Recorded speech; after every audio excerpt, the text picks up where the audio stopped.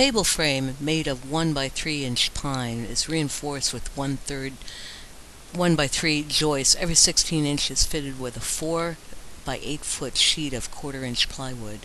Legs were built from two 1 by 3 inch pine nailed in an L shape and then bolted to the frame so I could dismantle it at a later point.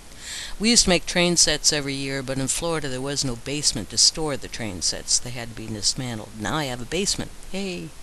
Purchased 3 4 by 8 foot foam insulation sheets from Home Depot, each 2 inches thick.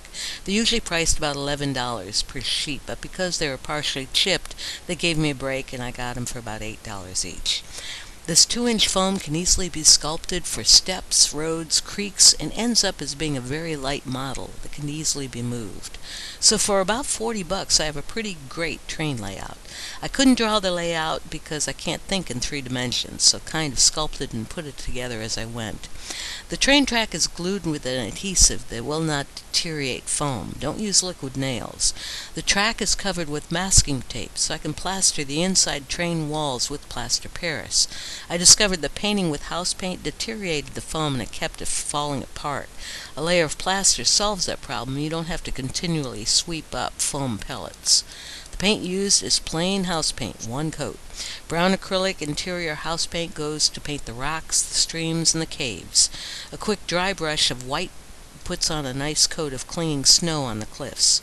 A liquid adhesive on the top layer of foam, followed by a dusting of white glitter, adds a crisp chill to the snowy areas. Okay, at this point the layout has been painted and plastered. Streams have been painted, getting ready to put in the artificial water. The back part of the slope on this train set has been, we've got a stream in here with a couple caves. Tried to snow cap a little bit of it. Okay, you add liquid water. It's a plasticine chemical that when it dries in about 8 hours, should look pretty good as far as water. You add the houses. I don't have the trees in here yet, but every little bit's going to help.